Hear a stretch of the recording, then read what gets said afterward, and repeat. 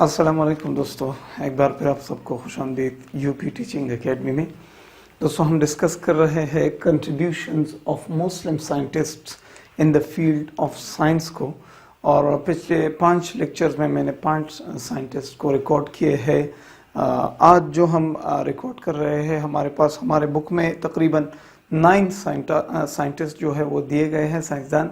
उनको हमें स्टडी करना है, उनकी कंट्रीब्यूशंस को हमने स्टडी करना है कि उन्होंने क्या किया था। अब पिछले लेक्चर्स में मैंने 5 साइंसदानों को के बारे में रिकॉर्ड किया है। अब हम डिस्कस कर रहे हैं बाकी जो 4 हैं हमारे पास, उनके बारे में। तो देखते हैं कि कौन कौन से साइंसदान हैं और उन्होंने क्या क्या किया है। लेक्चर्स पर जाने से पहले दोस्तों, अगर आप पहली मरतबा हमारे वीडियो देख रहे हैं तो पिछले लेक्चर्स जितने भी थी उन सारे के जो लिंक्स को मैं डिस्क्रिप्शन में दे देता हूं, आप ज़रूर वॉच करें। अगर लेक्चर्स पसंद आए तो चैनल को सब्सक्राइब करें, दोस्तों को बुलाए, इनवाइट करें इस चैनल पर, और वीडियो पर कमेंट ज़रूर करें ताकि मुझे समझ में आ जाए कि हाँ, मैंने आपको सिखाया या नहीं सिखाया। ठीक है, तो चलिए देखते हैं। साइंसदान है हमारे पास 6 नंबर इब्न अल नफीस। क्या नाम है इनका? इब्न अल नफीस। ओके, इनका पूरा नाम क्या है? देखिए, मैं हर साइंसदान का मैंने पूरा नाम लिखा है।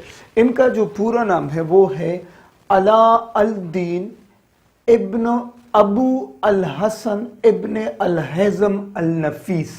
फिर सुने, अला अल दीन अबू अल हसन इब्न अल हैज़म अल नफीस इनका पूरा नाम है। ठीक है दोस्तों, ये क्लियर हो गया। अब जनाब कब पैदा हुए थे? डेट ऑफ बर्थ इनका क्या है? 1213, यहाँ पर हमने लिखना है एडी। 1213 एडी में पैदा हुए थे।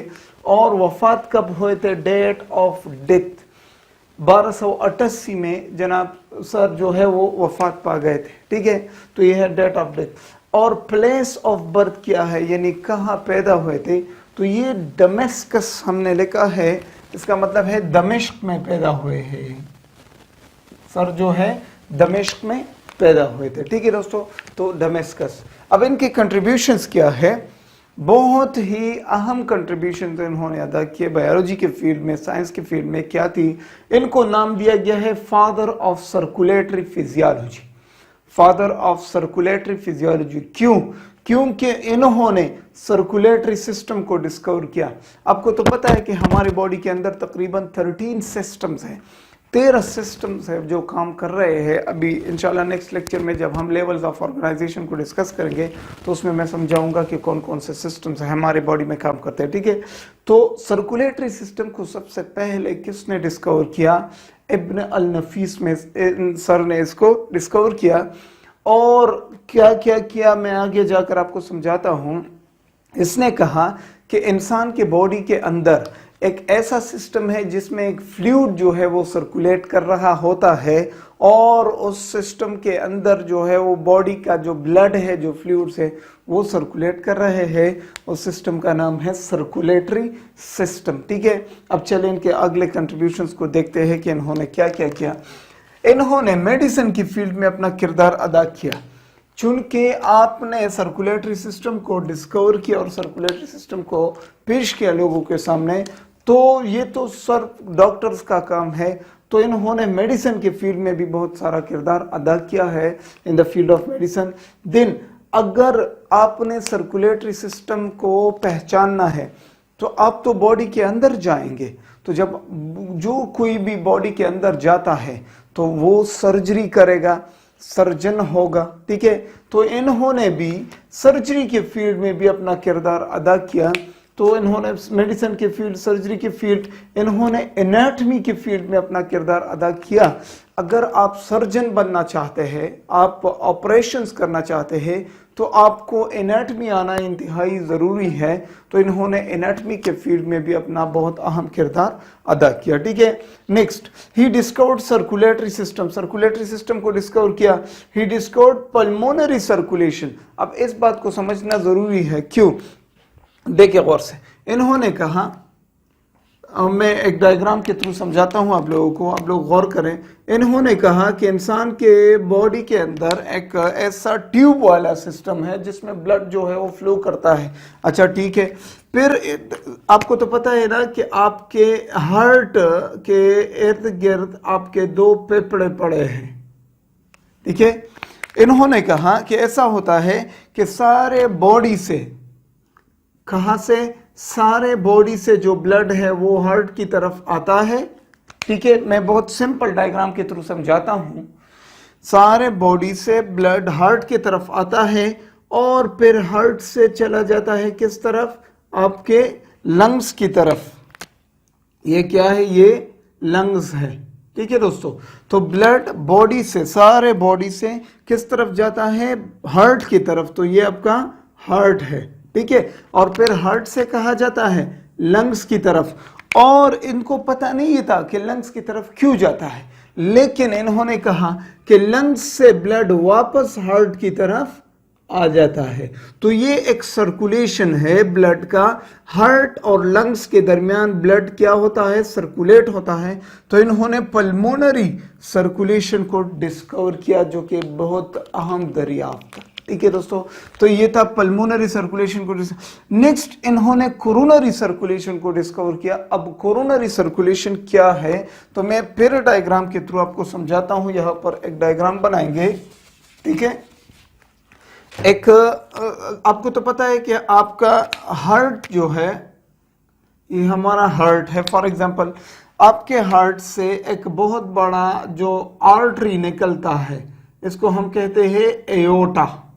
क्या कहते हैं दोस्तों, एओर्टा। इस तरह होता है, ठीक है। ये कहाँ से निकलता है और कैसे निकलता है, ये इंशाल्लाह आगे अगर सर्कुलेटरी सिस्टम सामने आए, इंशाल्लाह आखिरी चैप्टर्स में है तो फिर समझाऊंगा, बहुत डिटेल के साथ पढ़ेंगे। तो ये आपका हार्ट है और ये एओर्टा है। तो इस एओर्टा से दो आर्टरीज जो है सबसे पहले जुदा होते हैं, दो आर्टरीज। और ये आर्टरीज आपके दिल के जो टिश्यूज है, दिल के जो सेल्स हैं, इनको खुराक दे देते हैं। तो इन आर्टरीज को हम कहते हैं कोरोनरी, कौन से आर्टरीज, कोरोनरी आर्टरीज, ठीक है। तो कोरोनरी आर्टरीज का काम क्या है, ये हमारे दिल के टिश्यूज और सेल्स और मसल्स को ऑक्सीजन प्रोवाइड करती है। तो इनको हम कहते हैं कोरोनरी आर्टरीज। तो सर ने कोरोनरी सर्कुलेशन को भी डिस्कवर किया। तो ये बहुत अच्छे दरियाफ्त है दोस्तों। नेक्स्ट इन्होंने लंग्स के बारे में बात की। अच्छा, हमने पहली दफा इस डायग्राम से पहले कहा ना पल्मोनरी सर्कुलेशन, तो पल्मोना तो लंग्स को कहते हैं। तो इन्होंने लंग्स के बारे में बातें की, ठीक है दोस्तों।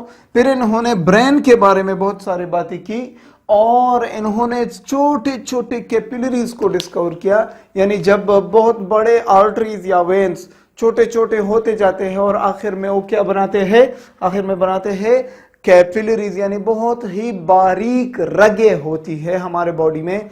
इन बालों की बारीकी की तरह बहुत ही बारीक, बहुत ही नैरो ब्लड वेसल्स होते हैं, उनको हम कैपिलरीज कहते हैं।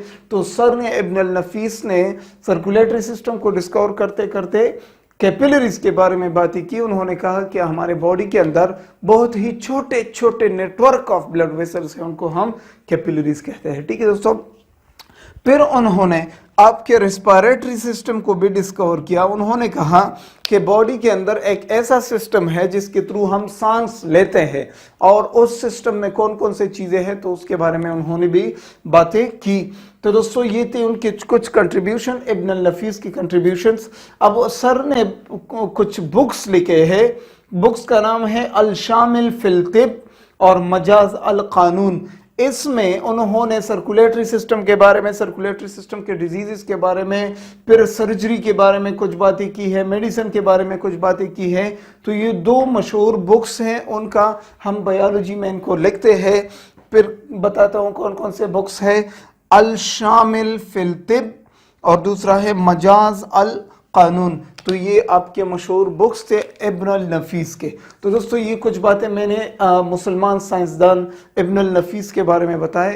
तो उम्मीद करता हूँ आपने लेक्चर पसंद किया हो और आपने कुछ सीखा हो। इसी बात के आप नोट्स बनाएं और इसी को आप पेपर में लेके आपसे कोई भी बंदा कुछ भी नहीं काटेगा, कोई भी नंबर नहीं काटेगा। इंशाल्लाह आप जो है वो फुल मार्क्स ले लेंगे अगर आप इसी तरह इसको प्रेजेंट करेंगे। ठीक है, तो मिलते हैं अगले लेक्चर में और डिस्कस करते हैं दूसरे मुसलमान साइंसदान को। तब तक के लिए अल्लाह हाफिज।